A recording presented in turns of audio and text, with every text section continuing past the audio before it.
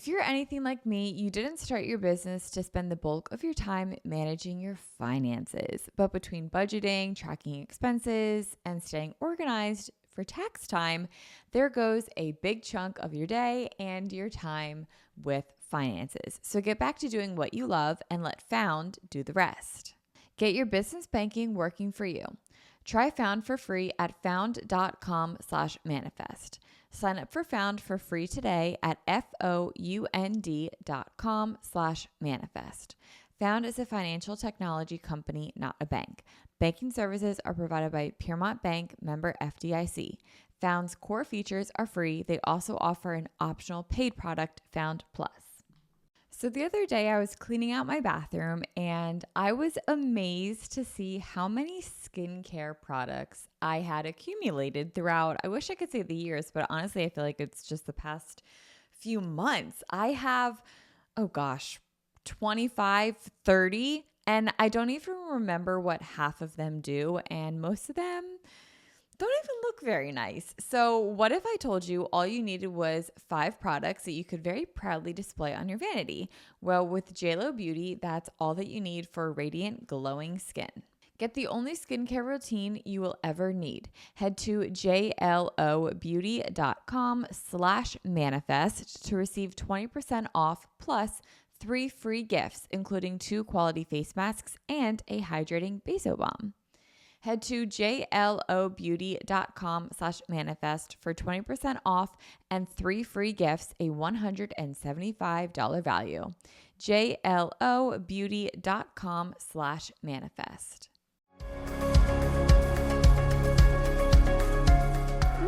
Welcome, Mia. Thank you. Welcome to Manifest. Thank you. I'm so excited to have you on. I'm very excited to be here. And congratulations on you. running the New York Marathon. Thank you so much. I should probably show your medal. Put my medal on. It's the best. No, it's the best. So this is Mia's first podcast. Mm-hmm. Mia and I are lifelong friends. Yes, and basically. I'm just like so excited to talk about everything New York Marathon. Mm-hmm. First of all, every time I open up my Instagram app, I'm crying because it's the marathon. I'll just see random videos and I just start crying. All the posts, every single one. I mean, I was crying though, like so much of it because I even before the race, like there would be things popping up about like on TikTok and everything about like how this is a moment that someone's crossing off their bucket list and this is, maybe somebody's like biggest life accomplishment so far and like all that stuff. And then like that was getting me really wound up before, like a couple days before the race. And then when you're actually there, like being a part and like seeing the TikToks like in real life was like crazy. Were you crying during it? Oh my God, I cried so much. Really? I cried at the national anthem at the beginning. And then right before, or like when the gun goes, or it's a cannon that goes off at the start. Mm-hmm. And then, so the cannon goes off and then they start playing New York, New York by Frank Sinatra. Oh, shut up. So then I start running on the bridge, which was, it's a bridge, so it sucks. But I just started sobbing. I was like, oh my God, it's finally here. Are you going up? Yeah. The whole first 2 miles start on the Verrazano Bridge. Shut up. Which I don't know if it's just the bridge that has this much elevation, but it's like 1,000 feet of elevation. Yeah. It's crazy. To start. But it's like not as terrible as you think because first of all, you're like running on so much adrenaline. And for me, I started in the last wave with my mom. So we were kind of like, we waited a really long time. I woke up at 4:30. I didn't start till 11:30. Yeah, I definitely want to talk about the race morning. It's crazy. So, I had so much adrenaline. I had coffee because they give you Dunkin' at the start, which is amazing. So I was just like really amped up. And then when they start, it's like a huge group of people. So you can't really like sprint. Everyone's kind of just like slowly jogging, which is fine. So I think it's like mile 1 hits on the bridge and then mile 2 is like shortly after you get off. So the whole first mile is, and I was just like crying the whole way up. Yeah, you're so I know. cute. I was like, I've been wanting to do this for years. So let's start there. Yeah. So what made you want to run the New York Marathon? So my mom has been running marathons since I think it was 2014, 2015 when she ran Marine Corps. That was her first marathon. That's in Washington, D.C. with all the all the veterans and everything. It's beautiful. It's a great race. It was just 2 weekends ago, Yeah. right? Yep. It's like, or I don't know if it's, no, yeah, it was either last week or 2 weekends ago. Yeah. But it has, it's in Washington, D.C. It's all about like all the veterans. So there's like parts of the race that, you know, are lined with pictures of veterans and fallen soldiers and everything. So my mom started there, and then she has been running, I think it was 2014, because I think it was 10 years ago. And then she did Boston, and then in 2018. And then after that, I think she didn't do another marathon until 2022, which was New York. So then I was a junior in college, and I went to New York with her that day. Well, she was in New York already. And then I went up to New York with my boyfriend, Nick, and we took the train up that day. And I just sobbed the whole day because, like, there's a really famous woman, the first woman to ever, like, jump, or I think she, like, jumped into the Boston Marathon or completed the Boston Marathon, Catherine Switzer. She says, if you want to see, like, the best of humanity, go out and watch a marathon. And so then, I mean, it really is, like, the best of humanity. And New York specifically is the entire city, like millions of people go out and cheer for all these people that have been working so hard for something. And I remember that day I was like, oh my God, I have to do this. And Nick was like, you're crazy. Like, we're juniors in college. You're crazy. Stop.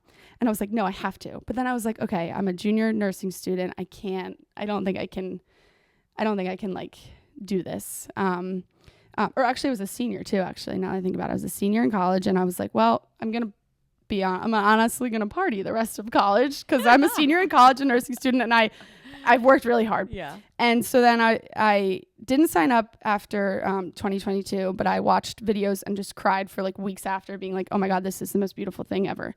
And then 2023, the marathon, I went up again, and I had so much regret that I wasn't doing it, that the next day I signed up to run with Team for Kids, which is a charity that raises money for kids in New York. So what made me want to do it is just being there. Like, there's nothing, like, it wasn't like, oh, I'm trying to, you know, get healthier or lose weight or build stamina or have like more mental clarity. Those things come with it. Those things like come with all the training and all the running. I just wanted to do it because it was a beautiful, energetic place to be in New York. You're so cute. And if there's one thing about Mia, it's that she's going to romanticize everything about her life. And it's so fun to watch. So when you said you were doing the New York Marathon, I was like, oh, we are all in for a treat, because I just knew like it was going to be through your lens and your perspective. And that is such a fun perspective to watch. Thank you. Like, being a friend and someone that like obviously follows you on social, like when I see you post on Instagram, like it's just fun to see your POV of things. So I knew that this would be fun, like for everyone to follow along. Yeah. Were you a runner prior to this? Not at all. Tell me about that. I feel like, I mean, like, so 2023 was a kind of just like a really hectic year, especially. I mean, I went to Stride. That's how we met back in 2018. Woo! I went there all throughout high school, and then going to college, kind of all over the place. I feel like my like sophomore year, I barely worked out at all. And then some year, like junior year, I lifted a lot. And then senior year was kind of like Pilates, yoga, walking. And for reference, how old are you now? Just so people 23. can stay on the timeline. I'm 23. You graduated college in 2023. Okay. So I'm a year and a half post-grad, which is so weird to say. And so was not a runner. 2023, I finished nursing school. I mean, I had to study really hard for my boards, which was very, very difficult. And I did the best I could to work out during that time, but all I did was study. Took them in the summer, started my job a couple weeks after I passed it. So then I'm an ER nurse. So I'm on my feet. Oh yeah. I'm on my feet for 12 hours a day, 3 days a week. So that alone is a workout. It's a big adjustment when you go from not like doing that, like kind of, I don't want to say that I was sedentary because I wasn't, but like being on your feet for 36 hours a week is a lot. It's a lot. And like it took a while to adjust. And then, so for a while, I really like didn't work out at all, basically. And then I went on night shift for my job, which was not fun for me. I did not love it. I don't mind like being up late, but I don't love being up until 7 a.m. Yeah. It was tough. And then I went And during this time that I had just gone on night shift was also when I signed up for the marathon. And I was like, well, I'm crazy because I don't run. And what was that timeline? When did you sign up? It was November 6th. So and I had gotten, right after. I literally went on night shift November 1st of 2023. And then, you know, I worked night shift for a couple months. It was really difficult. I was like, it's not, for some people, they can handle it. For people like me who like thrive off of doing things, you know, in the morning and like in daylight, basically. Yeah. It was really hard. And I like really had a rough time. But I had signed up for the marathon and didn't really train or run whatsoever from like November until March. Then in March, my mom ran of 24. Yeah, March of this year, 2024. Then in March, my mom ran the Tokyo Marathon. She got her 6th star for the World Marathon Majors, which is Boston, New York, Chicago, London, Berlin, Tokyo. So that was cool. That's so cool. Yeah, it was so cool. Your mom's the best. She's the coolest woman in the world. She's literally a celebrity, but that's a whole other segment to this.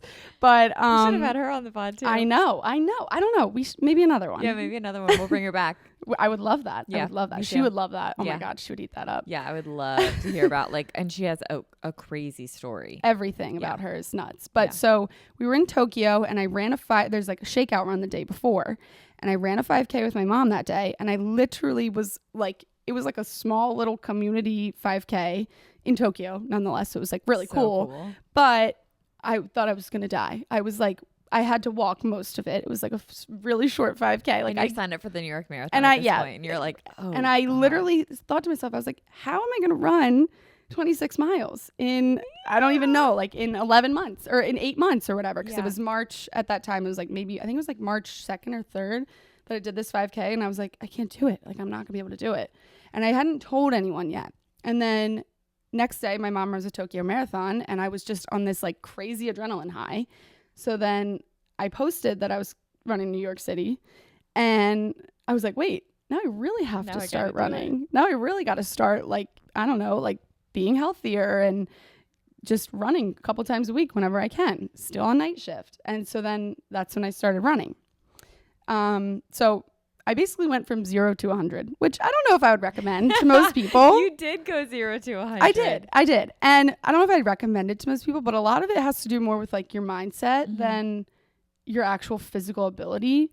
I mean, there was people like when I was in the pits of HE double hockey sticks on that course, I would like look up and I'd see a runner on the course that had like a like amputated leg and they had like, what is it called? A prosthetic? A prosthetic. They literally were running with a prosthetic. There was a girl running with crutches. Yeah. My God. I was like, okay. Yeah. Like, I can do this. I can do this. It's a lot more of a mental thing than a physical thing. But so then, it was like March when my training started. And then March to November is the timeline that I ran. What was your training like? So, first few months was when I was still on night shift. I was on night shift it was November to May. So I started running like a lot in March. It was really difficult and I would have to like run before work because I would go into work at 7 p.m. So I'd get up at like, rather than getting up at, 4 or 5 p.m. my normal time, I would get up at 2, go for a run and then go to work, which is tiring. When you get up at like 2, would you eat breakfast food? Yeah. Okay. It was weird. Yeah. It's like, I just like can't believe that was like my life at that time. Well, I ask because personally, I cannot run at the end of the day. Like when I have like a full belly, it's like I would eat like small things, but like I just, oh my gosh, if I had to come home at 7 a.m. after work and run, I would not have. I never did it, and I don't think I ever could. Yeah, I'm with you on that. I okay, couldn't. Keep going. Sorry. But yeah, so I ran when I could. A lot of it too was like on my off days because which even then on my off days, it was like I would wake up at 3 p.m. Right. So it was still kind of like a very weird And were your off days always the same? No. My shift, my shifts during the week, they switch every week. Oh my God, my type A brain hates that. My type A brain hates it too, but it comes with the territory. But I work 3 days and I get 4 off, so that part is kind of nice with it. Yeah. And that really helped actually a lot with my training, which I'll talk about a little bit further. Yeah, but also like running on tired legs helped, especially during the marathon. And like, it's like the same thing. Like, it's just a mental game. Like, it's like, oh, I don't want to run. Like, I just worked, 12 hours, 2 days in a row. But it's like, well, people donated money to me, which I'll also get to. But so, yeah, I ran as much as I could from March to May. And in May, I was signed up for Broad Street. I did the Broad Street run, which, for those who don't know, it's a 10-mile race in Philly. It starts at... Where does it start at? I think it starts in starts in North Philly. It starts in... Yeah, it does. It starts in North Philly. It ends in the Navy Yard. Yeah. I was 3 miles into it, and I literally was like, I have to quit. Like, I have to not finish this. I can't do it. I was struggling so hard. Mm-hmm. I was like, I was like, I'm not gonna be able to run New York. Like, I can't even, and I did end up finishing Broad Street barely. I was like crawling, but I was like, I'm not gonna be able to do it. Like, I can't do New York because I can't do Broad Street. I did do Broad Street though. I guess March to May is a quick turnaround for 10 miles. It is, especially when I like didn't do anything before. Yeah. I mean, I ran and I ran enough miles to get me to the 10 miles of Broad Street, but at the same time, like, I was going off of no base, no training base, no running base, no nothing. So after Broad Street, it was like I tried to run a little bit more. Didn't do that much running in like end of May, early June, because June's my birthday month, so it's not a day, it's a month. So I was like having fun. I worked out when I could, everything. Yeah, it's a month. June is the Mia month. It is. So, but like I rented a house in Sea Isle for my birthday week, which is the best week of my life. Well, maybe this one was now. That was the second best week of my life. And then I came home and it was like it was like last day of June, maybe like July 1st. And I was like, I think I need to hire a coach. And my mom was like, I think you do. Your mom didn't train you? No. So my mom hired this woman. Her name's Meredith Minnick. She has a like program, or it's like her coaching business called Level Up Your Run. My mom used her to help her train for Tokyo. I mean, my mom she runs like every single day. So, but she wanted a coach to help like direct her workouts into getting just stronger and like more stamina. And like the way that Meredith coaches is that she, kind of like we met first and I explained like, all I want to do is finish. I was like, I'm not trying for any time goal. I'm not trying for any like pace, any, place of my age group. I was like, I just want to finish. And I was like, and she knows that I'm a nurse. She has other nurse like athletes that she coaches. So she's like, okay, like, let's do the thing. Let's do it. Like, we're going to do it. And it kind of hit me then because it was July 1st was 16 weeks until the marathon. And I was like, oh my God. I was like, this is getting real. Yeah. And then, so what she did is like, she like puts in these workouts and it's in this app called Training Peaks. And then the app Training Peaks uploads to my Garmin. Which Garmin do you have?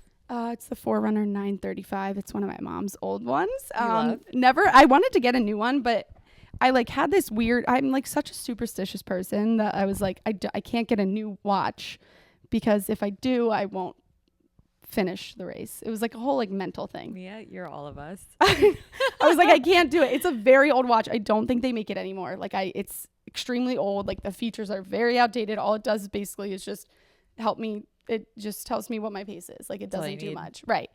And so all my like workouts would upload into my watch and I followed them. I would send her my work schedule and then she would give me all these workouts to do on days that I wasn't working, which meant that my rest days were the days I was working for most of them. Wow. Yeah, which was 12 hours. So you were always running 4 days a week? It was 3 or 4. Okay. Some days I would do strength workouts. Some days I would just, if I was really tired, like after working like 1 shift, I can run. After working 2 shifts, I can run. Sometimes after 3 shifts, like it feels like a hangover. Yeah. Like it's like a work hangover. It's just a lot, on your feet, a lot of thinking. There's something called like decision fatigue. Yes. So it's like I make decisions the minute I step in the door in my ER and I make decisions up until I leave. So like sometimes after 3 shifts, I would have to just do nothing because which running did help with too. Yeah. Cause it was like, I just wouldn't think. I would just run. It's like meditative. Yeah. So Meredith, basically I've been telling her every single day, since the race and during the race and the minute after I finished the race, I was like, you got me to the finish line. Yeah, because she did. So she would like form all these workouts, and workouts being distances and everything like that. And she's like, Mia, like, you know, when we first met, she's like, there's gonna be some weeks where your shortest run of the week will be, 10 miles. And I was like, what? I was like, oh, okay, cool. I was like, this is scary. It's crazy. Yeah. So I would see what I was running every week. If I had, an appointment, or if I was going to Nick's house, or if I had to go somewhere and I was like, oh, I can't do this run this day, but I can do it that day. She's like, cool, just do it. Like, just get it done. So that I did. And also doing it in like July, August when it's so humid. Oh my God. When did you do that with work? Because would you do it this was during your day shift, right? So would you do it really early in the morning? My mom and I would start we would start at 4 a.m, and it would still be insanely humid. You would start at 4 a.m? Yeah, because we had to start, like 3:30. We had to start before it got hot. And then you were working until 7 p.m.? Yeah. Mia, or 11 p.m. because I work 11 a.m. to 11 p.m. Yeah. Yeah. And then there was when we went to New York, we did something called Summer Streets in the end of August. Mm-hmm. Of course, it was hotter than could be. And it's a thing in New York that they do where it's split between all 5 boroughs, but each weekend of the summer they close down like a lot of it's like, I know in Manhattan it was like Park Avenue, so it's like a huge, it's like, I don't even know, 90 or 100 streets it's Park Avenue. You can run up and down it or bike up and down it. It's to help get the people of New York to be healthier. So, but that day, of course, it was like 90 degrees or 80 degrees or whatever it was. So, we got there. I woke up it was like 2 a.m. We left my house at like maybe 3. We were on the train by 3:45 going to New York. We started our run at 5 a.m. It only went until it was like 9, something like that, because it was so hot. Wow. So like when you train, like we live in a good area that can kind of prepare you for all types of weather. For a race like New York, where you never know if it's going to be like snowing or 100 degrees. Right. You had a gorgeous race. I had a perfect weather day. But so like when you train, like you kind of have to train in everything. Yeah. As much as you can. Yeah. It was crazy. So what'd you learn during training? What did I learn? I learned that sacrifices are important if you want to reach something, because I feel like, I'm 23. Most 23-year-olds aren't, spending their weekends and their days running and training for a marathon. And I know that.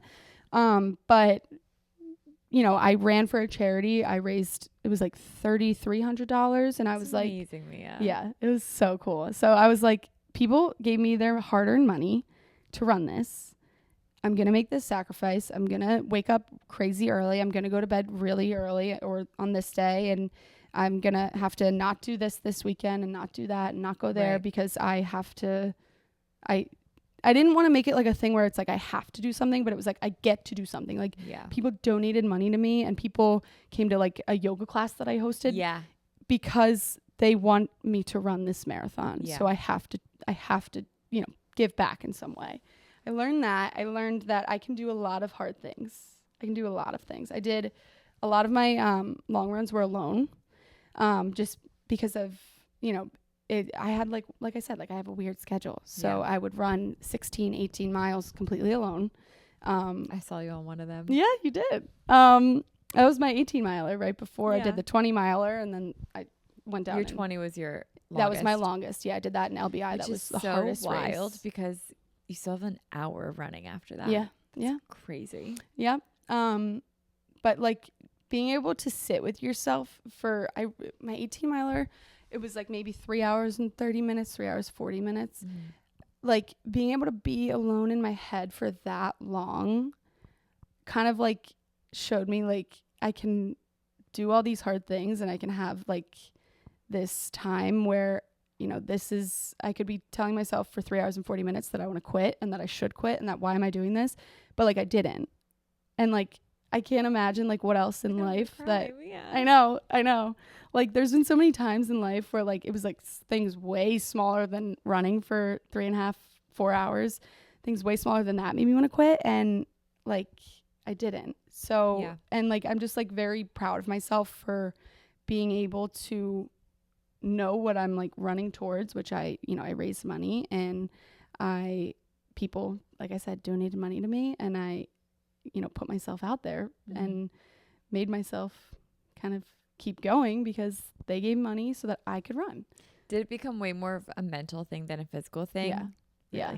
It did until the race, which is like, well, I'll talk about it. It became very physical during the race. But for like, I ran, so the longest run I did was the LBI. It's an 18 miler, but I added 2 miles before. And I dealt with some injury. I don't know what it is. It is technically a race, but a lot of people use it as like their final training run before like one of their upcoming marathons. Okay. I've been dealing with like plantar fasciitis or like something in my foot, and I don't know what it is, and I haven't gone to the doctor, which is so not like me, but I was so concerned that they would be like, oh, you can't run. Right. I was like, I get that. I was like, I'll just deal with it after the marathon. Yeah. Not smart. I don't recommend that. Don't do that. But I understand. I'm literally like a nurse. My mom is is a doctor of nursing. Like, we are both the least people on the planet to ever behave that way. But I was like, I can't. Like, I don't want them to tell me I can't do it. So I did LBI. My foot was hurting. But the thing about LBI was that it was incredibly hot, which was not really expected for like end of October. It got to like 80 degrees that day. Yeah. Sun was beating down on me. And I was literally telling my mom, I was like, I am going to die if I have to go another mile. I did that. But that was like more of like a mental thing, because my LBI race, it's not a race, it was like more of a training run, but my LBI race was nothing. It like paled in comparison to New York. Is that just going from one end to LBI to okay, got it. Which like, it sounds like really nice, but you're not like running on the beach, like you're running just like on a road. Right. Like that would be like if you ran on like 422 basically for 8 miles or 18 miles, which is like, it's not 422, but you get what I mean. Yes. Like it wasn't the beach. So that was like more of a mental game, because it was just like, Mia, like I was like, oh my God, like I ran 18 miles that day that you saw me. I was like, I can do 2 more. And it was just like telling myself over and over again, like, run the mile you're in, run the mile you're in, run the mile you're in. I saw that was written on your arm. Yeah. Because like, I mean, it sounds crazy, but it's like you run 1 mile 26 times. So if you just run 1 mile at a time, you'll get to 26 eventually. So that was like my like mantra. That was like my mental state. And so it was really like completely mental up until the race, where it was very, very physical, which it's hard. I want to get to that. I just have a few more questions about the training, and then I want to get to the race. Yeah. Were you like fueling during your training? Yeah. So what were you eating before, during, after? Like talk to me about that. Yeah. So I don't know where I heard this, but I heard a couple years ago, it was like when I was like doing strength training. So I don't really know if this applies to running, but I think it does, because it helped. Rice Krispie treats were always helpful before. Yummy. Because it's like, it's a good carb, and it has like, I don't know how the macros, like I don't count like, calories and then protein and carb. I don't do that, because that's way too much thinking for me. Like I just want to eat something because my body needs it. And so I would eat like 2 or 3 of those before I would run, which would get me like kind of until like 6 miles is when it kind of, people vary in when they want to start fueling. Some people start fueling after like 2 miles. I just like listen to my body. So like, that was pre-run Rice Krispie treats. How like an hour before, 30 minutes? I would say like 30 minutes. Okay. It kind of depended on like if I was like driving like from my house into Phoenixville, like I would eat it before I would leave and then drive into Phoenixville. Okay. And then I would like listen to my body, and I knew that like after like 4-5 miles, like I would start either feeling a little bit lightheaded, or I would start getting like chills, which is like such a weird feeling. Yeah. Like it's like I was like, it's 75 degrees. Why am I getting cold? Right. But I think it was because my blood sugar was dropping.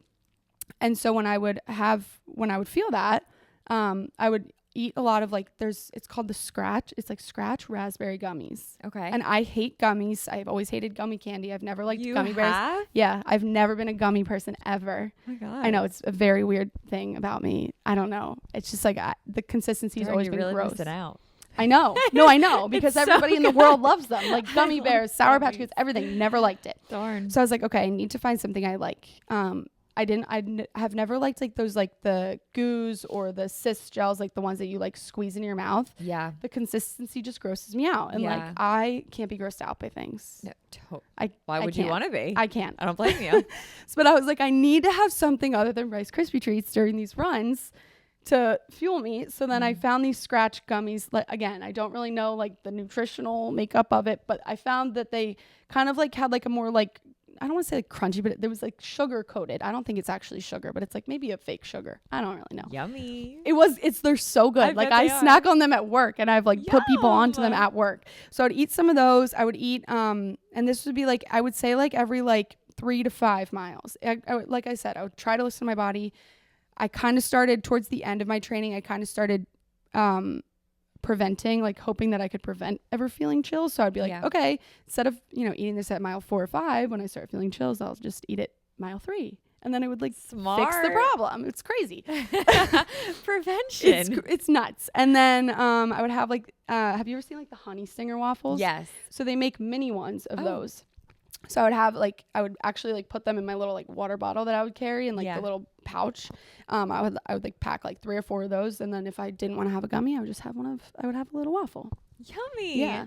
Did you do electrolytes or anything? I did. I drink like the noon tablets. I only like one flavor. I'm just like very like particular about a lot of things. Yeah. And it's raspberry lemonade, and you can only buy it in like an 8-pack in bulk on the website, or it's like, if you're lucky, you'll find it at a running store. It's so funny. It was like, of course this would happen to me, because like other flavors, like especially like the artificial like soda flavors of like all those drinks, I'm not a fan of. Like I need something that's like not like too sweet or sour or anything, that like I can actually drink. And I would have those noon tablets. During or after, or both? Both, all the time. Even before, like at work, I would put them in my waters because it would help me like to pre-hydrate before I would run the next day. Yummy. Yeah. Wow. They're good. Okay, tell me about the race. So like, you get to New York, you wake up, like start from the beginning. Like I want to hear everything. Okay. I'm trying to think. So we get there. My mom's just a little bit of a when you nut. wake up. Yeah. So we woke up in PA. Okay. I woke up at 4:30. Left my house by 5 to get on the train to go from New Jersey to New York. I don't know why. Wait, did you not stay over? We did. No, we did. So this is Friday. Okay. This is Friday. Okay. Because like I said, my mom's just a nut. I know she's gonna watch this. I love you, Mom, but she's an early bird. She wants you to be prepared. She is always over prepared. And so get there Friday. We're too early to check into the hotel, of course, because we get to New York at 9 a.m. Check-ins at 4. So, but the expo for the marathon, it opens at 10, which is at the Javits Center in like Chelsea. It's like right up against the Hudson River. Yeah. It's a very cool place. I don't know if you've ever been there. I've never been there. But it's like kind of right near, like the Vessel in New York. You know what that, like, it's like the big glass building. You might. If you saw a picture of it, you would know what I'm talking about. Okay. But so we get to the Javits Center, and my mom and I started walking up, and before we even like got even close to the building, I started crying, and so did she. Yeah, you're so Because I was like, cute. oh my God, like I dreamed about this for years. Yeah. Like I said, like it's like, and I mean, I watched, and I've watched every single video that has ever been made on YouTube about the expo of the New York City Marathon. And I was like, oh my God, I'm here. Like this only happens once a year, and I'm here. So we go in, I get my bib, again, started crying. Like I was shaking. Like the only picture I have of my bib in my hands, it's like all blurry. 'Cause I was just shaking.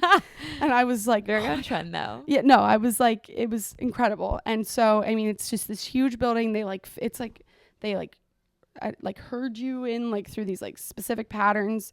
Got my bib, got my like race shirt that they give you. It says marathoner on the back. That one? No, it's an orange one, and it says marathoner on the back.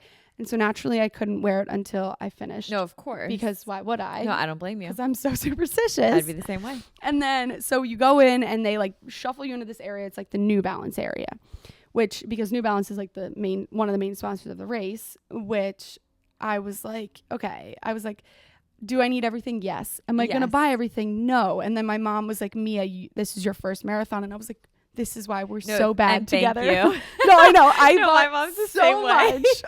I don't even know. Like I bought stuff. I bought a hat, like a winter hat. I don't remember the last time I ever put a winter hat on my head. That's New Balance? This is I love that jacket, by the way. Like I it prayed for a looks pink like jacket. retro almost. It's so It's amazing. cool. It's amazing. I literally prayed for months. I talked about it on so many training runs. I said, I need the jacket to be pink. I love it. And then it became pink. I so love it. Naturally, like, I'm like, okay, my words have a lot of power. Perfect. So I bought so many things. Like, and you guys can't see, but her nails are New York City Marathon. Yes, like they're amazing. Oh my God, I love them. But so I bought a ton of stuff. And then we went into like the actual other expo part, which is like all the brands that just have tables there, which is just crazy. Yeah. I mean, I've never seen I've been to race expos before. Yeah. I've never seen something like this in my life. Like Maybelline was there. They were giving out bags of makeup. I saw that. So cool. I was like, wait, I bought this mascara a month ago. I'm getting it for free now. This is crazy. No, 100%. You're like Dove, an influencer. No, I know. And I literally was like, you're like damn. posting your PR. I know. I literally was. Thanks, New York Marathon. Yes, I was like, this is the best collab of my life. Dove was there, my favorite deodorant. Like, I was just getting freebies of everything. I found my name on the wall. It was right next to my mom's, which is so oh my God, surreal. That's so sweet. It's like, because I mean, the woman's run, this was her 13th marathon. So to see my name on a wall next to hers finally was crazy. And like, nonetheless, it's New York, but it was just like, no, it's so cool. It was crazy. Was Nick with you too? No, it was just my mom mom. and I this day. And then, I mean, like, we were like blubbery messes. I was like trying not to because I was like, so cute. Because when I like really get emotional, it's hard to breathe. And I was like, I can't look like this. But it was just, oh my God, everything about it was beautiful. And it was very overwhelming. So we, rest of Friday kind of goes on. I met up with some people that are in my running club that are in New York. It's called the We Are NYC Running Club. And I have a friend from London. Her name's Robin. She's amazing. She lives in the UK, and she brought me like all these sweet gifts and everything. We went out to dinner that night. She gave me all these gifts. Like, she gave me like this like very crazy good like there's like a anti like blister balm and like all these snacks and everything. So that was great. We went out to dinner that night. I had a lot of pasta, and that was Friday. Saturday morning, we woke up and we went on a shakeout run with Meb Kefleski. I can't pronounce his name. Meb Kefleski. He won the New York City Marathon 15 years to the day that we ran with him. Oh my God. And he hosted a shakeout run? Yeah, that's crazy. Amazing. So then I took a picture with him and my mom was like, Meb, like, I'm like, this is my daughter. It's her first marathon. We're running together.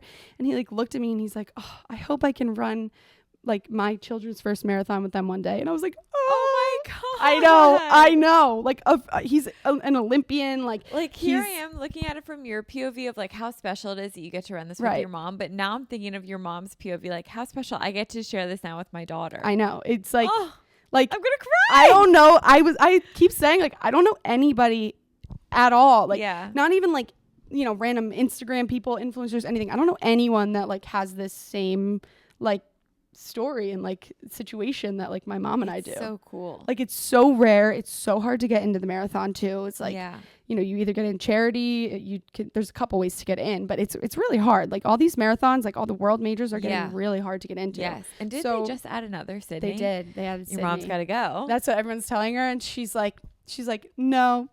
And really? She doesn't want to? No, I think she does. I think she will. She's gonna. I mean, she's like, I don't think I will. And I'm like, but it's a trip to Australia. I was like, why not? I was like, maybe we both could do it. Who knows? Like, I was like, this would be crazy. That'd be so cool. It would be so crazy. But so he's an Olympian? He is an Olympian. I think he's like retired technically now, but he is also like he does so much for like the running community. Like, he hosts all these shakeout runs and he hosts like all these like different things, and he's just the nicest guy ever. Like, to me he's like bigger than life, and like to a lot of people he's bigger than life, but like him saying that to me was like, wow, like you're just like a normal person that like wants to have like the same experience that my mom is having right now. So cool. It was so cool. So we did that shakeout run. That was all great. And then just running with an Olympian nonetheless, but then also like to think about the fact that like every single person that was at this shakeout run, it was huge. Like, it was like hundreds of people. We were all running the New York City Marathon the next day. It was like, wow, like where did these people all come from? Like, you know what I mean? Like, people come from like not only different parts of the US, but like all over the world. Right. Yeah. And of course my mom like knew people in this group of hundreds of people. I was like, how? She knows everyone in the running community. I don't get it.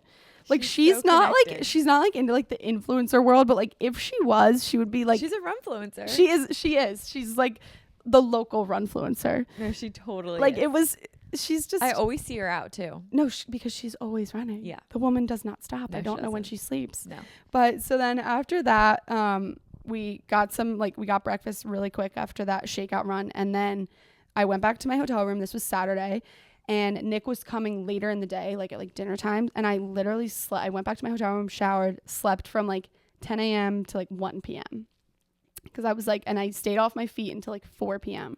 I was like, I laid in bed with like my like legs up on pillows. I was like, I need to rest as much as I can. And thank God I did, because Friday we ended up walking. It was like 13 miles that we ended up walking. We were just like walking around. I was like, this was stupid. I don't know why we did this. It's New York. You get lost I know. in the moment. No, you literally do. You don't realize how which is why it's such a perfect city. But yeah, you don't realize how far you're walking. But right. like we were walking so much. Here you are doing a half marathon days before literally your marathon. The two days. I was like, why did we do this? But whatever. So then Saturday, you know, I stayed off my feet the whole time.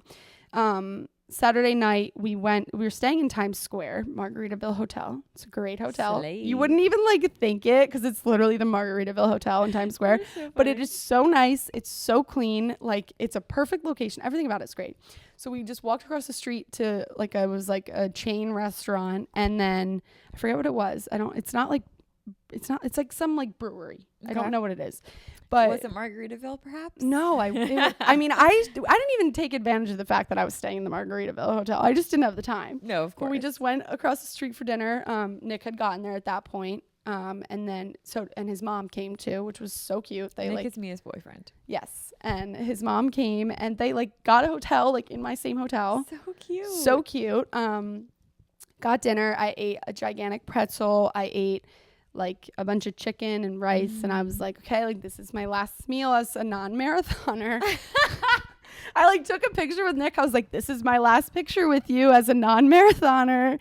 This is what I mean by Mia, like romanticizes everything. I think I'm actually just dramatic. Like I don't even think it's romanticizing. I think I'm just like very dramatic. You're so funny. On you're all very levels. Sentimental. I am the most sentimental. I'm a Cancer, that's why. Yeah. Like I've always been, since I was like a little kid, like I've always been the most sentimental person ever. You should like, see her birthday post when it's people's birthdays on Instagram. I literally I'm like, you're the only person on earth with me right now. That's how I make people like feel, because birthdays are like the most important thing ever. I can't. So that night I went back. I started to like get really nervous at dinner about the race, just because I was with my mom. I was with my other friend Meg, who I trained with. I was with Nick and his mom, and I was just like, it was like, wow, like it's really real. I'm really gonna run 26 miles tomorrow. And I started to get nervous, and then I would like kind of snap out of it, and I'd be like, wait, why am I nervous? I did 20 miles like 2 weeks ago. It was like a very big like mental back and forth that whole night.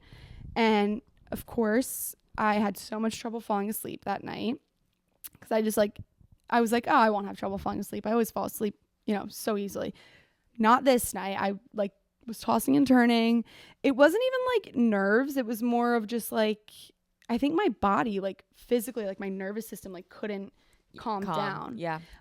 Because I was like about to run the longest run I've ever done in my life. I was like, and I mean, it's New York 2 days before the election, which also was on my mind. Yeah. And I'm really happy that nothing terrible happened, because that was a thought in my no, it was a thought in my head. This is a really crazy weekend for it to be the marathon. It was a thought in my. I tried to not let it be a thought in my head, but like you can't help but think. Can't. Yeah. Like, and it was just, and the Macy's Thanksgiving parade last year, like in New York, I was there, and it was like shut down by protesters and stuff. So I was really nervous. I was like, if somebody messes with the marathon and makes me stop running, I will be so pissed off. I know. I was honestly thinking about that stuff too. And like, obviously you never want that to happen, and you don't want to like speak it into existence. But like it was like, I did think about it. I'm so glad everything was like safe. Oh, I feel like the most lucky person on earth. Like, and like, my mom has friends that ran Boston in, was it 2013? Yeah, when the bombing was. And like they still like deal with a lot of like PTSD. And I was like, I just cannot imagine. Like I was like,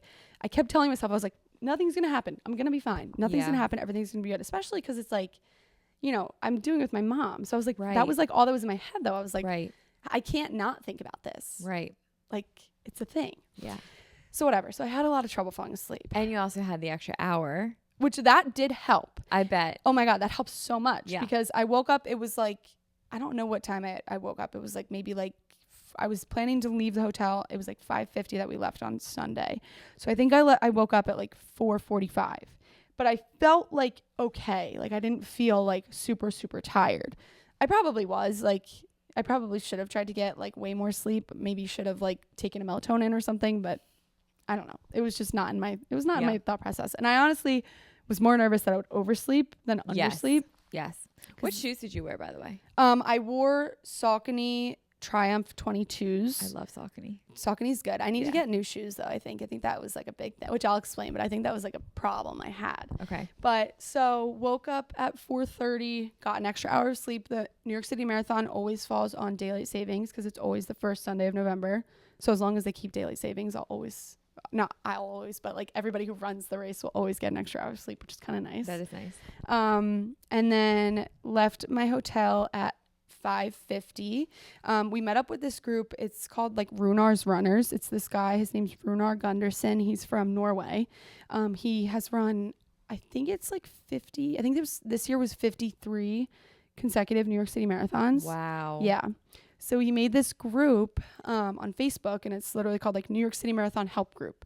And then he also has a website that details literally every single in and out of the entire weekend. Cool. It's so cool. It's the most like detailed website I've ever been on in my life.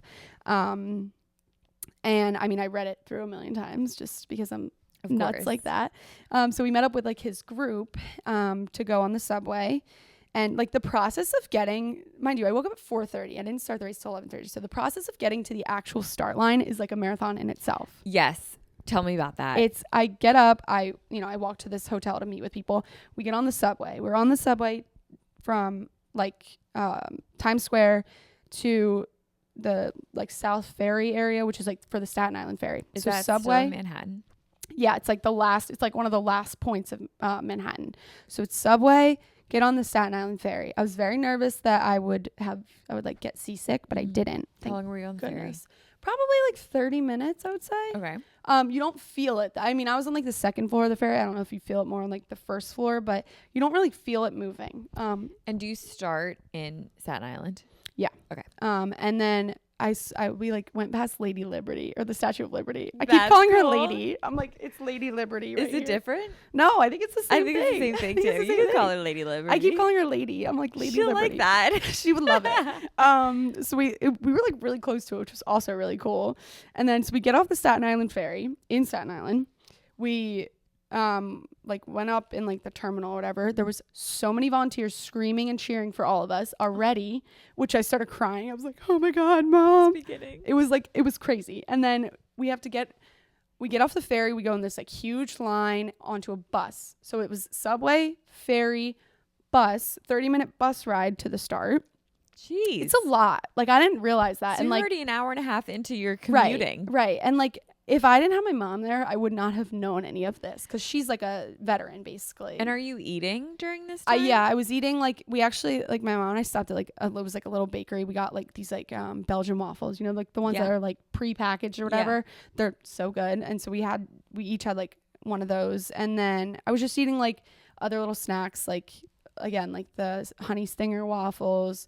I had some Rice Krispie treats. I had some of the gummies. Like it was just like I didn't want to eat a lot, right? But at the same time, like maybe I could have benefited from eating a little bit more. But it's hard because it's like, you know, the food there isn't always like the food that I would eat at home, and you don't want to change things up on race day. And also, like you're training like wake up, go for a run. Here you wake up, and then 6 hours later you start your run. It was nuts. Like that part is tough. Yeah. Like even to start in the middle of the day is crazy. So we get to the start village. It was like, I want to say like maybe 9 o'clock. And what time did it start? I started at 11:30. And what time did the race start? Oh, the race started, I think the elites start at like 8. I could be wrong. It might be 9.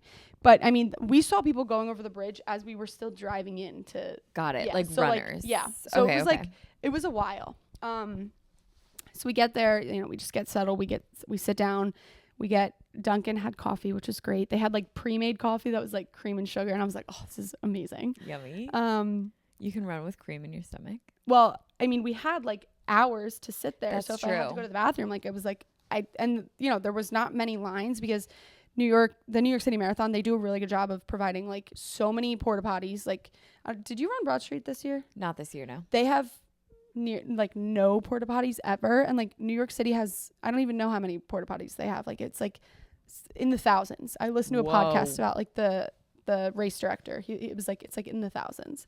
So like everybody, like it's not like you're like waiting in hours for waiting for hours in like a bathroom line or whatever. Can you imagine putting on a production this big? I tried to like fathom it, and like you can't, like you literally can't. No, that's so crazy. I think I'm gonna volunteer next year, which I'll like explain afterwards. That'd be so cool. Yeah, but so I mean, we're waiting, and it was like, you know, it'd be like 9:30, and I'd be like, oh, Mom, I'm getting nervous. And then it was like 10, and I was like, Mom, I'm starting to get really nervous. And then I was like, it was like 10:30, and I was like, wait, Mom, I'm like really, really nervous now. And she's like, stop, like, you know, she's done this 12 times, so she doesn't really like. I don't think she really gets the nerves anymore. But for me, I was like, I'm so scared, like I'm so scared, and it's like, well. And at this point, like the waiting around, like you just need to start. And I'm like such a person where like I can't wait for a while before I do something. Like I get so antsy if I can't do it right away. Right. And I've like always been like that, like with everything. So it was like I really had to like practice a lot of patience. I listened to a meditation. It was like, I think it's called like, my coach sent it to me. It's like morning marathon meditation. And it was like I did my best to like focus in on it, but it's hard. Like I'm like, wait, I mean, I'm on Staten Island. There's no getting off Staten Island unless I start the race. Like I'm not getting, like, where am I going to go? No, I don't totally. Like I can't go anywhere. So then corrals close 25 minutes before like your wave goes off. So we get into the corral. It was like 11 o'clock. It closes at 11:05 or whatever. And my charity, it technically starts in like wave 4, but my mom started at the beginning of wave 5. So I just moved back to run with her, obviously, because there was no way I was going to run it without her. So then it was like 11:30. It was 11:30 on the dot. I like watched the time like change like right away, and they were like, on your mark, and then they have the cannon go off. Wow. I was like, oh my God, it's a real cannon. Like it's crazy. And they start playing New York, New York. And then I was sobbing because I was like, oh my God, like I'm here. Like, here it is. Like the amount of times that I've like sat and visualized or like written down and like manifested, like being just there is like, I can't even count on a hand. Like it's crazy. Like it's like, and I made a vision board book the past 2 years. Yeah. Both with the New York City Marathon, like start and finish line on it. And it was so like, cool. Oh my God, like I'm here. Yeah. I know I'm such a, like, I romanticize everything. Like I can't. It's just the Cancer in me. It's like, I'm such a little like June birthday girl. Like I'm like so like with the energy and all that. So we start running, and the only thing, I didn't listen to music the entire race, which is crazy. When you trained, would you listen? I meant to ask this earlier. I would listen to like podcasts. Okay. And like to break it up, I would listen to like a running podcast. Yeah. And then like a lifestyle podcast. Yeah. So obviously. Thank you so much. And then I would listen to like a funny one too, because that like makes you like giggle. Yes. Like Therapist with Jake Shane. Yes. So I would like be like running on the streets of Phoenix, like cracking up, and people probably thought I was insane. I actually, when I was like training for my half, I found that it was harder to train with music than without. And same thing during the half, I didn't listen to any music at all. It makes it difficult because it's like, okay, this song is only 3 minutes. Right. And it feels like I've been running for 30. Right. So I think like listening to stuff, like listening to podcasts, you know, during the training runs was important because it felt like I was like talking to someone. Right. And like I would literally be like loudly cracking up like on the streets of wherever I was running. And like that helped pass the time. But with New York, you don't need the music. Yeah. Because you get off you like go over the Verrazano Bridge, which is just a crazy incline. I mean, the decline was amazing. I bet. Wonderful. You get off the bridge and you get right into Brooklyn, which is the best part of the race. I can't even explain. Yeah, you said today that you like love Brooklyn. If I die, I want my ashes like buried you love it that much? In Brooklyn. I'm not kidding. Would you move there? I would move there in a second. No way. I'm not kidding. And like the way that Brooklyn made me, I mean, I cried the whole time because what I did was like I had my name on my shirt. If you're anything like me, you didn't start your business to spend the bulk of your time managing your finances. But between budgeting, tracking expenses, and staying organized for tax time, there goes a big chunk of your day and your time with finances. So get back to doing what you love and let Found do the rest. Found is business banking designed for small business owners just like you and I. Designed for small businesses and solo entrepreneurs, Found is, in my opinion, the only tool that you need. So say goodbye to switching between multiple finance apps and tools. The all-in-one, easy-to-use app, Found lets you manage your financial tasks effortlessly, manage your money, track your spending, invoice your clients, and even handle your taxes so that you can focus on running your business. You'll save hundreds or even thousands of dollars on bank fees and app subscriptions because Found has no hidden fees. There's no account maintenance fees, there's no minimum balances, and there's no paperwork or credit checks when signing up. I love Found, especially when it comes to tax time. It's always so much easier to kind of get estimates of what you're going to owe so that you can save that money ahead of time. It really helps in the long run. Automatically set aside money for different business goals and control spending with multiple virtual cards. You can save time by automatically tracking and categorizing expenses to maximize tax write-offs, all without ever leaving the Found app. You can instantly send professional invoices and pay your contractors for free. And simplified tax tools estimate your time bill for you in real time, and that will auto-save what you owe to make tax time really seamless. Check out some of Found's 30,000 positive customer reviews and see why over 500,000 small businesses like you and I have chose Found. Get your business banking working for you. Try Found for free at found.com/manifest. Sign up for Found for free today at found.com/manifest. Found is a financial technology company, not a bank. Banking services are provided by Piermont Bank, member FDIC. Found's core features are free. They also offer an optional paid product, Found Plus. So the other day I was cleaning out my bathroom and I was amazed to see how many skincare products I had accumulated throughout. I wish I could say the years, but honestly, I feel like it's just the past few months. I have, 25, 30, and I don't even remember what half of them do. And most of them don't even look very nice. So what if I told you all you needed was 5 products that you could very proudly display on your vanity? Well, with JLo Beauty, that's all that you need for radiant, glowing skin. Get that JLo glow with JLo Beauty's Deluxe Kit, the one-and-done skincare solution clinically proven to boost your skin's radiance and luminosity for an immediate and lasting glow. The secret is JLo Beauty's 5-step routine featuring 5 multitasking formulas designed to cleanse, refresh, and prep your skin to take on the day. That JLo Deluxe Kit is an easy-to-follow AM/PM solution that gives your skin a smoother, visibly brighter look and improves the appearance of fine lines and wrinkles and protects against UVAs and UVBs. What I really love is the Blockbuster Hydrating Cream. I find that my skin is so much more plump and dewy, and especially with it getting a little bit colder, that is something I really prioritize. Also, it looks gorgeous underneath makeup, and it really makes your makeup shine through. I love it. JLo Beauty products look and feel luxurious with ingredients and packaging that you would expect from the most premium skincare products. So get more glow for less with your skincare routine. Try that JLo Beauty Deluxe Kit for 60 days. And if you're not completely satisfied, just return the bottles, even if empty, and you get your money back. Get the only skincare routine you will ever need. Head to jlobeauty.com/manifest to receive 20% off plus 3 free gifts, including 2 quality face masks and a hydrating Baso Balm. Head to jlobeauty.com/manifest for 20% off and 3 free gifts, a $175 value. jlobeauty.com/manifest.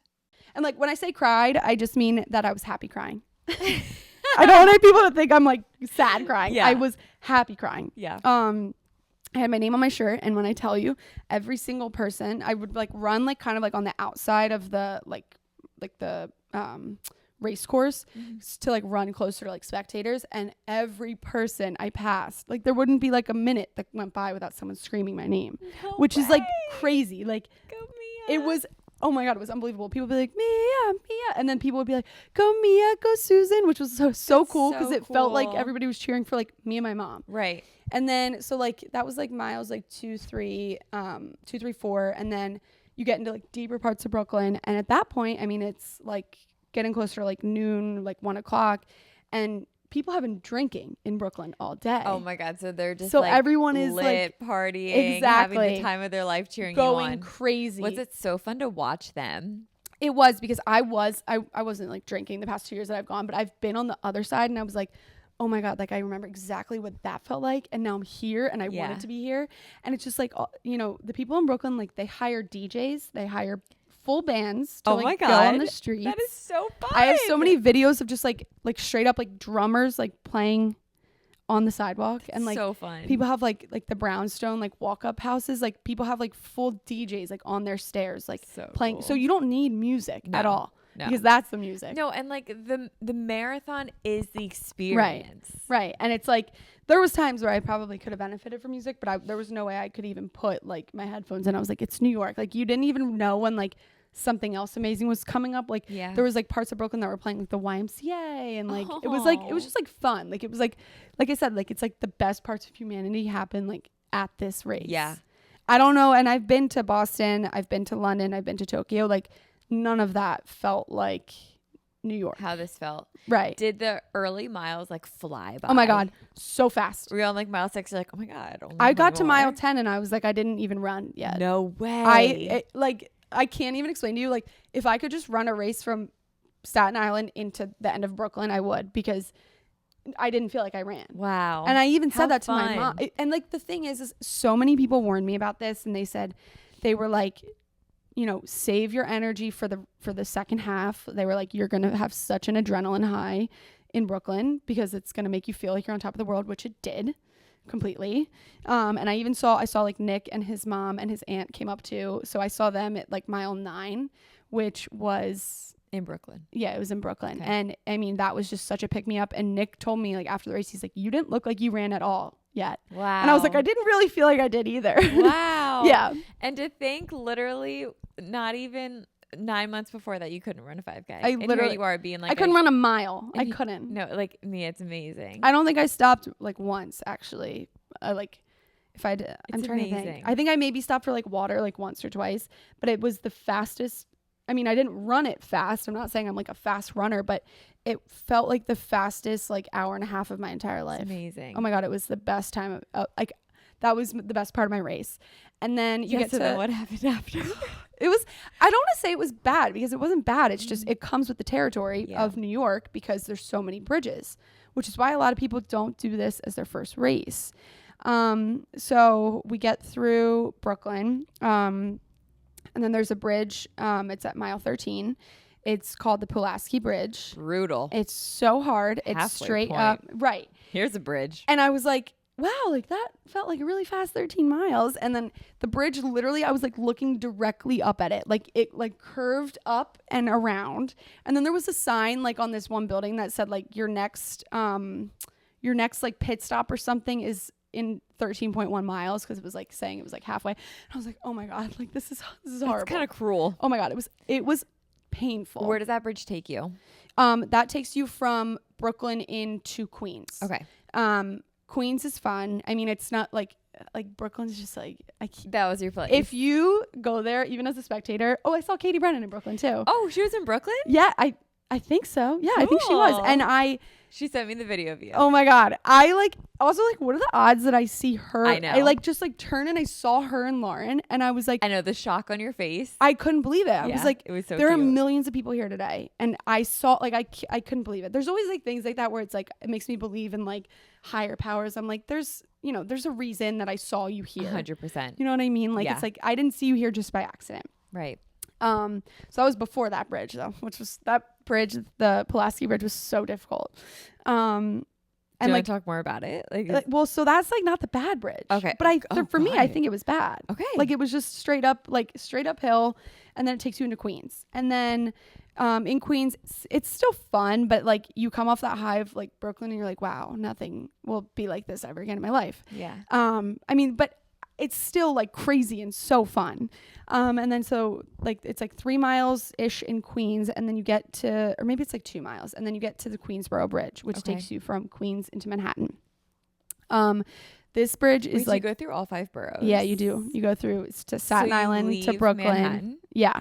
So you go Staten Island, Brooklyn, Queens, Manhattan, into the Bronx, back into Manhattan. Okay. So Queensboro Bridge is like the bridge, like if you have run New York or if you know anyone that's run New York, like everybody talks about it. Like last year, my mom had to like sit down and she started crying on it. And like the person that was with her was like, you know, Mia's here. Like you can't quit on this bridge. And that made her keep going. God, so that was last year. So this year though, we had met, we like bumped into someone my mom knew on the street, of course. I don't remember her name. My mom like knows her from another running club. And the woman said, she was like, the Queensboro Bridge is the only time where you won't have spectators the whole race. So she's like, if you need to walk, if you need to reset, like if you need to refuel, if you need to like fix your mindset, everything, do it here because it's basically like your own private place with all these thousands of other people that are also running it that are also struggling. And how long are the bridges? Are they like a mile or something? I think the Queensboro Bridge is 2 miles. Whoa. Yeah, I think the Pulaski was like maybe half a mile. So it wasn't bad. It was just really steep. Oh but Queensboro is like steep and really long. Okay. So like, yikes. Yeah, it was tough. It was so, oh my God, it was so tough. But like during that, my mom and I basically were like, all right, we're going to walk up the whole uphill, which we did. Yeah. Like we refueled, we kind of like, you know, readjusted. Like we had like all of our like the running belts that we were wearing. Yeah. They were annoying both of us. We were like, okay, let's just fix this.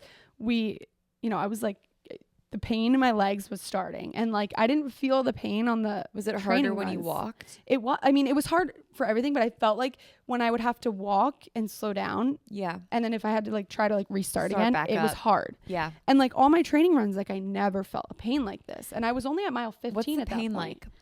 It feels like, I don't even know how to explain it, but basically it like felt like I lifted a lot of weight, and I don't really lift and I haven't lifted in a while, but it felt like I lifted a lot of weight. And like every step I took felt like, you know, when your quads are like really sore after lifting and it like hurts to walk, that's how every step felt. And I was like, this is so weird because I was only at mile 15 and I like felt like this. And I was like, I've never felt like this before. Like this is, but it's just it's like the elevation that you're at, the elevation gain during the race is like 1,000 feet. It's crazy. So, I mean, like, you know, you're constantly going uphill, and there are smaller hills in different boroughs, but like the bridges really, really get you. So that's when the pain started. It was like mile 15, mile 16 ish. It's kind of like, it starts to become like a daze about like where the miles are, at this point. And then, so whatever. So we get off the Queensboro Bridge, which is like all downhill, which is wonderful. I saw some people I knew, which was like a really important pick me up. Like they knew to stand. Like, it was like my mom's like one friend, and she like knew to stand right at the end of that bridge because it was like, we needed it. That's when people need it. Yeah. And that's sweet. Oh yeah. She's the best. And she like wasn't even feeling good, and she made the whole trip up to New York just to like be there for us. Yeah. So we saw her. It's like close to like mile 17 at that point. Now we're on First Avenue in Manhattan. So that's like, you go onto First Avenue and you run basically straight up towards the Bronx. And so at this point, it's like, okay, like I'm at mile 17, mile 18. Like this is the part that's really tough. Is the marathon. Like this is the tough part. I was like, I've done this before, but like I'm not done yet. Like I still have 8-9 miles to go. Yeah. We saw like my running club, the people who didn't run set up a cheer table. It was at mile 18. And they like had a couple of nights before had asked like people what they want for mile 18. And I was like, Rice Krispie treats, because I swear to God, they have revived me on all my past like runs. Yeah. So I had some of that. I gave all my club and like teammates hugs, which was so necessary. The Rice Krispie treats helped, but like it helped like me feel more awake. It didn't help the pain. Like it's just a different type of pain. So interesting. It was so interesting too, because like I said, like I've never felt it before. Right.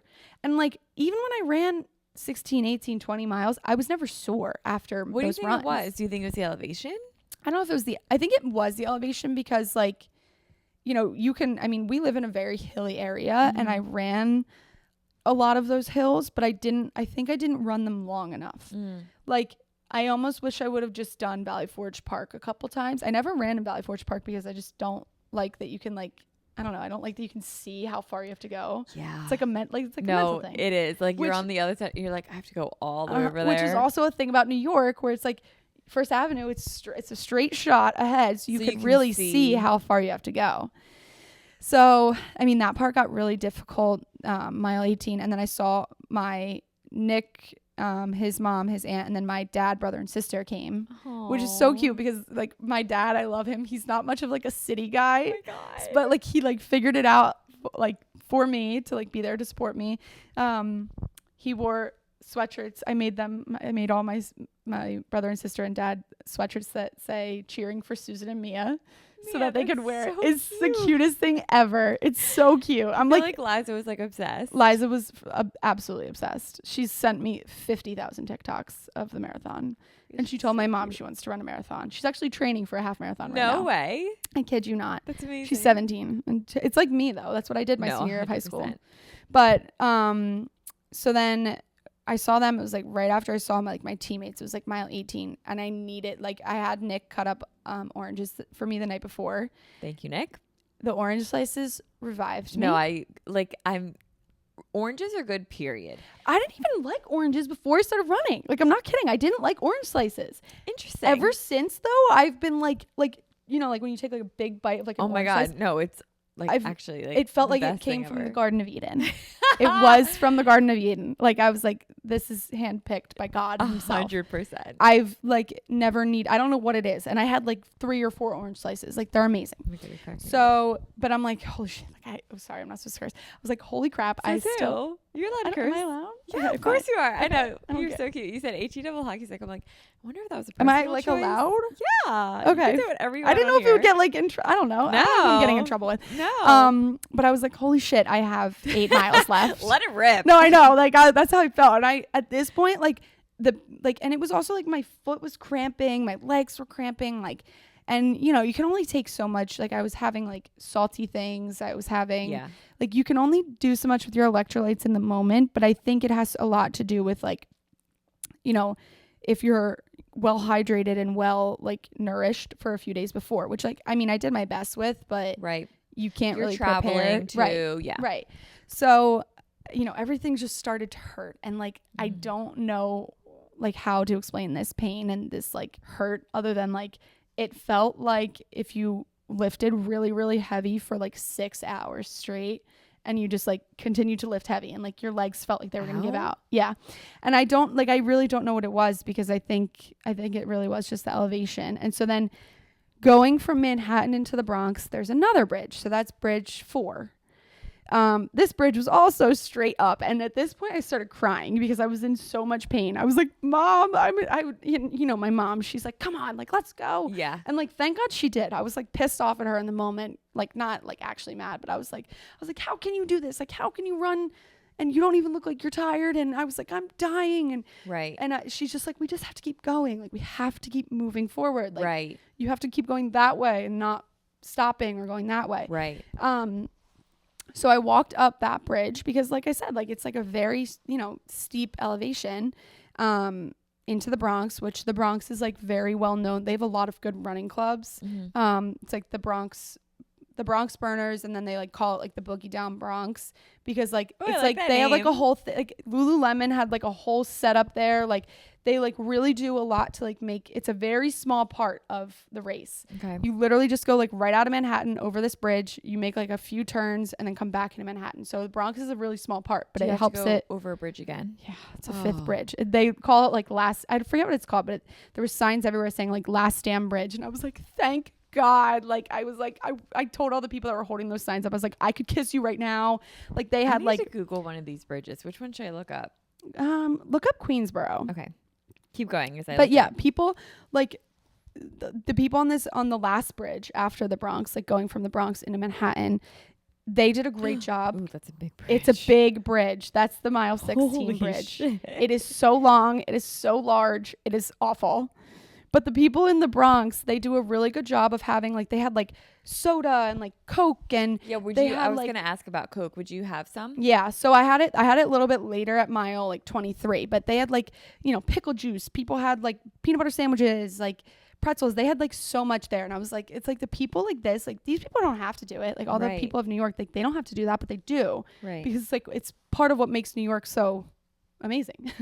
That bridge looks crazy. I Googled It's terrifying. If you're watching this, you should probably look up all these bridges. I tried to look up the Pulaski Bridge to tell my friends about it today, and I couldn't find a picture to accurately describe. I felt like I was like straight up like looking upwards. So wild. Yeah, it was crazy.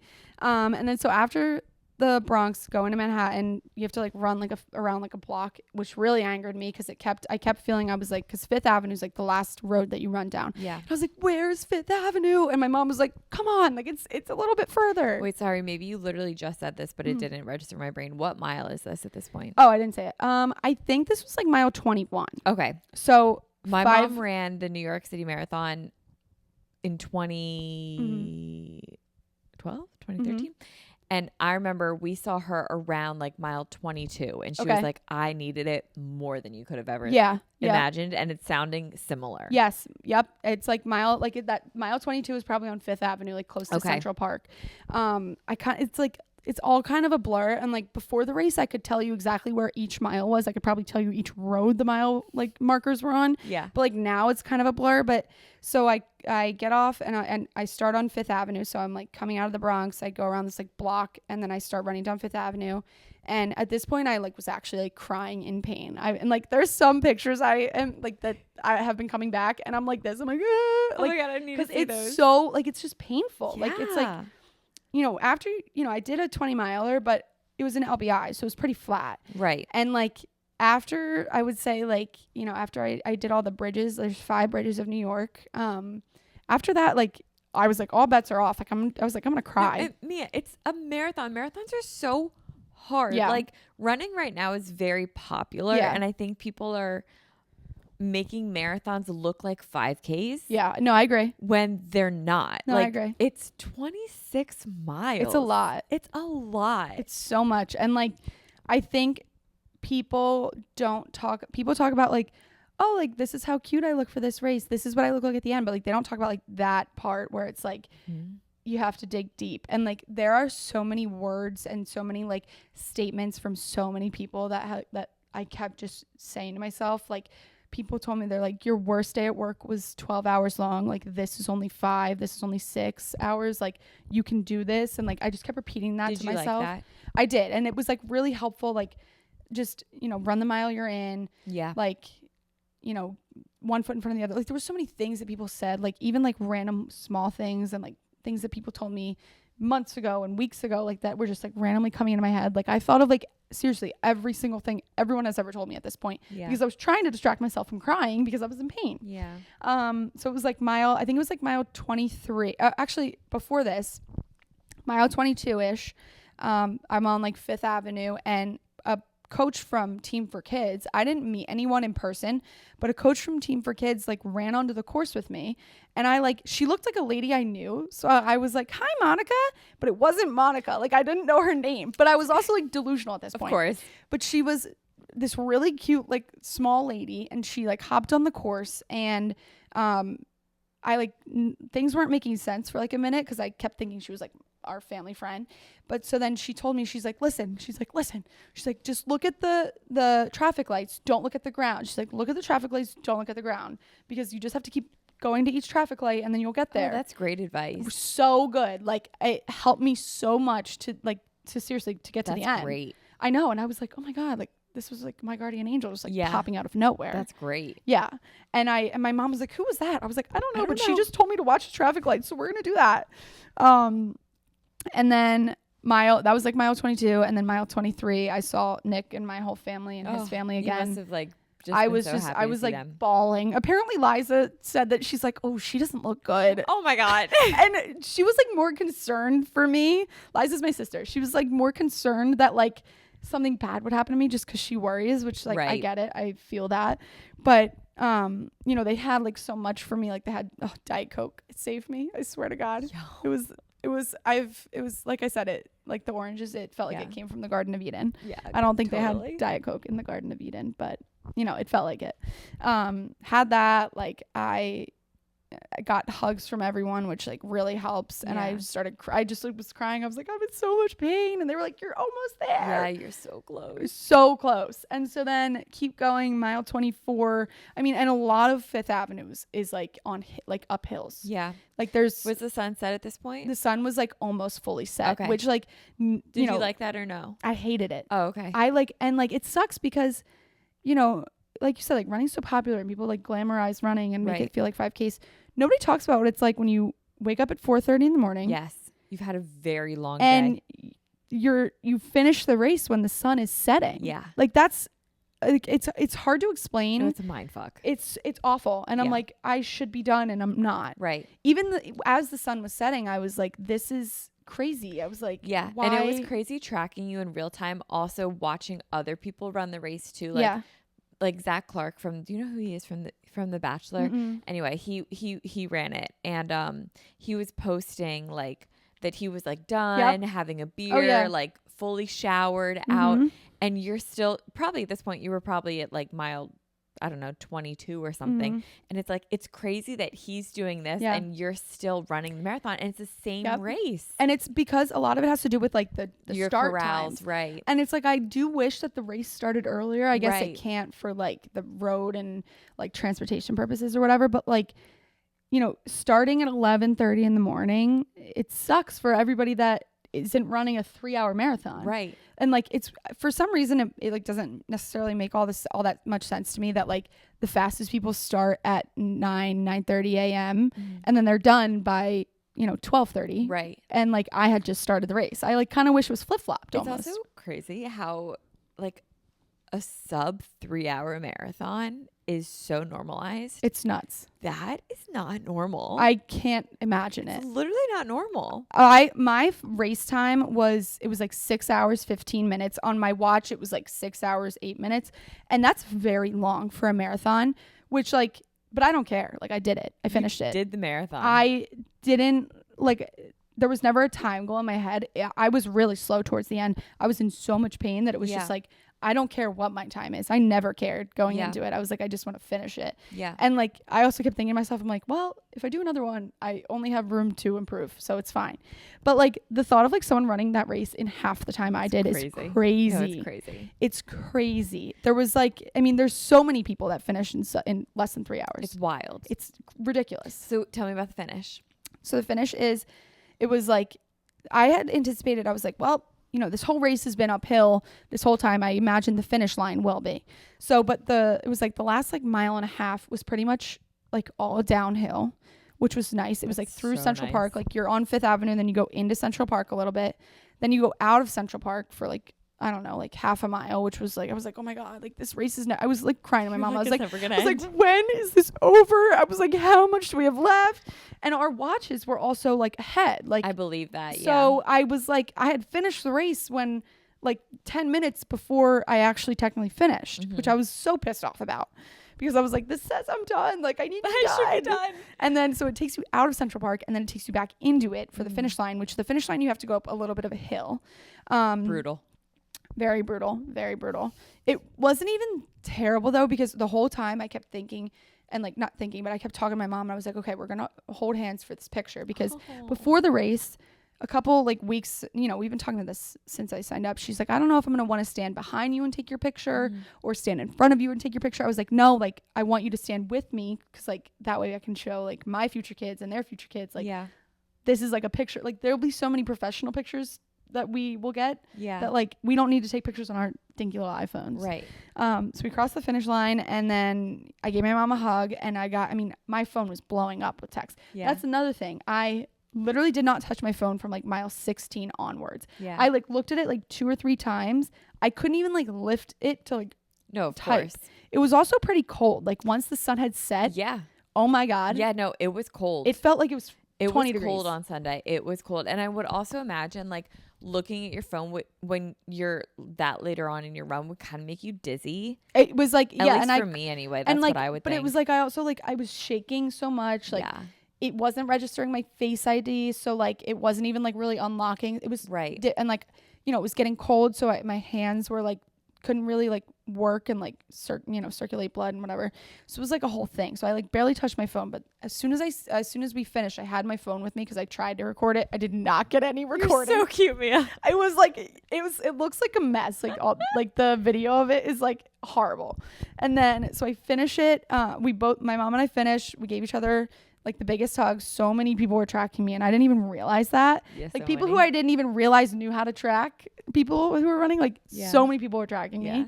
So I got so many texts, which felt amazing. And like reading like your text that you sent me, a few other people's texts like during the race being like, you're so close, like you're halfway there, you're everything. Like it was so helpful. But so finish the race. I like see all these texts, but like nothing is working up here. Yeah, of course. At all. I like start like walking. They put the medal around my neck. It was actually one of me and my mom's friends. No way. Who was volunteering, who put the medals on. Yeah. Such a like, and I was like, she's the only person in the world who will ever have given me my medal for my first marathon. That's so cool. She's like part of our like running club. That's so you to think that. Right. No, it's like I'm like, this is the most incredible monumental thing in the whole world. But like it was so special. Yeah. And then they give you, all I cared about was this poncho. It's like the poncho that they give you at the end of the race. I really wanted it to be pink because I had this theory in my head that because 2 years ago the poncho was blue. Last year the poncho was orange. And I was like, well, the colors of the marathon are orange, pink, blue. So I was like, this year will be pink. It was orange, so I'm not like happy, but I'm not mad about it because it was a poncho and I was freezing. Yeah. I was like, just get this around me. What they don't talk about is that when you finish the race, there's like, it felt like 17 miles long of a walk to get out of Central Park. And when I tell you, I cried the entire time. I don't cry in pain ever.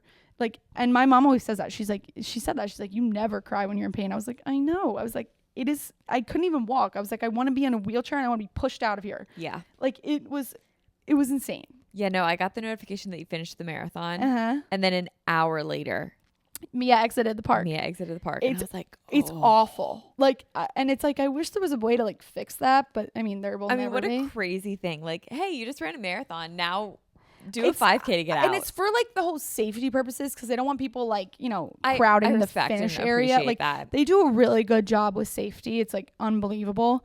But to just get out of the park, I was like, I need to be out of here. 100%. I cried the whole time. There's like pictures on my phone of me just like sobbing because like, you have to like go way out of the park onto like Broadway basically, which is like 2 streets out of the park.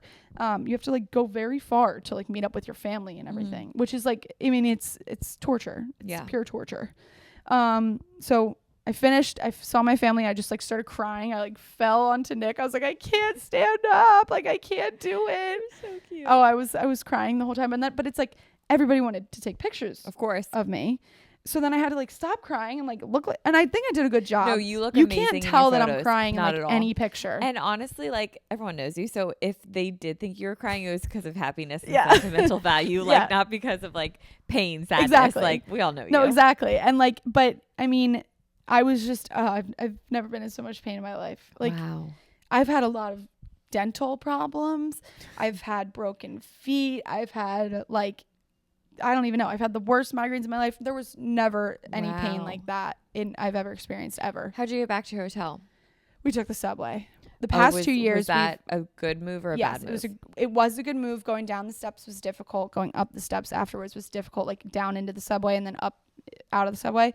But the past 2 years, I don't know why we never thought of this, but my mom and I, and Nick's been with me the past 2 years at both of those marathons.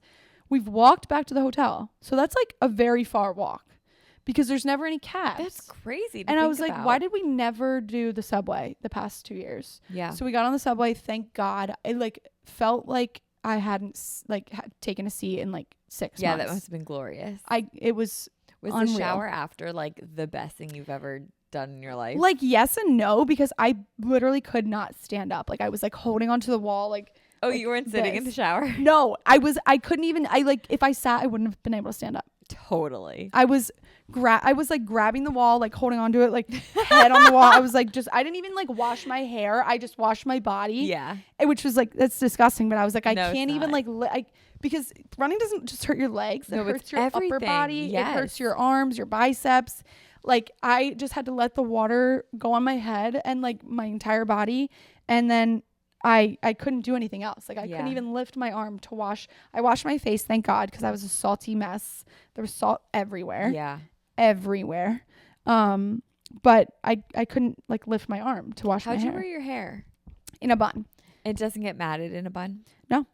I wanted to do like French braids, or like, I don't know. I wanted to do something fun, but like my hair is very thin. And when I do like French braids or anything, like it almost like, because when my hair gets sweaty, like it looks like it looks really like see-through, like almost like you can see my scalp, if that makes sense. Yeah.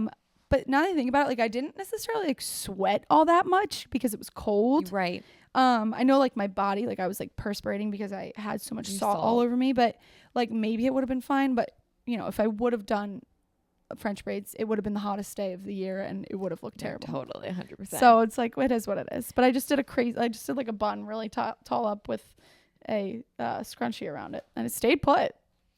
Are you going to do another marathon? I said from mile 16 to 26.2, I was like, I'm never doing this again. I'm never doing this again. I was like, F this. I'm never doing this again. Mm-hmm. And my mom was like, all right, whatever. Like, she was like, sure, you're not. And I mean, that's the woman who also said she would never do another marathon. And that was her 13th. I think I want to. I just think, I think my plan is maybe there's something called the 9+1 program. Okay. With New York Roadrunners. And basically if you sign up, if you do 9 New York Roadrunners races in a year, and then volunteer it's like 9+1 at one race or one event, you get guaranteed entry into the following year. So because this race was like so difficult for me, my best pace is like pretty bad. I want to like work on this year, just like I don't need to be like as fast as a sub 3 hour marathon, but like I just want to like get faster and like feel like more like I have like a base basically to work off of, and like I just want to continue that.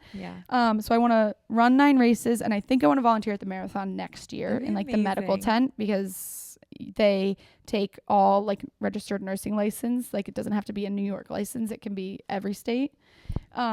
So I think I want to maybe do that. So that would be like my volunteer race. That'd be amazing. And then I could do it in 2026. Yeah, I don't know. Mia, you're so amazing. Thank you. What was like your biggest, and then we'll end on this question, like what's been like your biggest takeaway from training and or doing the New York City Marathon? I think my biggest takeaway is to kind of like, I mean, I couldn't run, period. Like when I signed up for this, I could not run. I couldn't run a mile. I could barely walk a mile. Like I couldn't do anything, but I put my mind to it. I worked insanely hard. I made a lot of sacrifices. The people in my life, it really proved to me that they should always be in my life because of the way that they accepted me, the way that they understood, all of my training and everything. Like they didn't make me feel bad that I couldn't go to this or I was too tired for this. Like I did something that I don't know any other 23-year-old that did this. Like I did something that no other 23-year-old does really. Yeah. Like my age group, there was 55,000 marathoners that finished, and there was 1,687 female 20 to 24-year-olds that finished. Wow. So I'm one of those. Wow. Yeah. So I mean, I'm part of the 1% of the entire world that's done a marathon. So cool. So like I feel like what I've learned and my biggest takeaway is that like I feel like there's nothing I can't do ever in this whole life ever. Like there's nothing I can't do, which is crazy. Like I would never have thought I would say this time last year. I know. And now here running is like bringing you this confidence and the solitude. It's just so amazing. It's the best thing. It's the best and worst thing that's ever happened to me because I struggled, and running is also a very expensive hobby. Mm-hmm. But I mean, there are so many like people that support you if you find the right people too, which is like huge. Like I, had so many people that joined me on my long runs. I had so many people that donated. I had so many people like that, even just the people that tracked me during the race. Like I could not have finished if I didn't know like, oh, this person's counting on me to finish. This person wants me to finish. This person's texting me to finish. Like the people that you have in your corner really help you get like really far. And like, I feel so lucky for the village that I have because it takes a village. So that's kind of like where I would end it on. Yeah. Well, you're such an inspiration. Thank you. Seriously, listening to your story just now. is inspiring me of like, I want to run it. You can. If I did it, you can. No, we can do it together. And I feel like that's like a big thing where it's like, I'm telling everyone, I'm like, if I did this, if I could do it, everybody I know can. Yeah. There's nobody I know that can't. Like, I genuinely mean that. You're really very inspiring. Thank you. Like, seriously, it's so cool that you did this, and I'm so grateful that you told your story today. I'm so happy I did. I feel like I like I don't, what's the word? You'll have like, this now forever to like forever. listen back to. Because I know I'll forget stuff. Yeah. And like, yeah, thank you for having me on Of here course. today. This is Thanks so for cool. coming on. I feel so special. And Oh you my made me God. feel so of course. special. Where can people follow you? On Instagram at Mia. Wait, at underscore. I almost didn't know my own Instagram. It's okay. At underscore Mia Flavin. I don't really use like Twitter or Facebook or anything, really or just even like Instagram. TikTok. So it's just Instagram. But keep up with Mia. She really is like the best ever. And thanks so much for You're the sharing your best. story. You're the I best. love you. I love you more. All right. Bye, guys. Bye.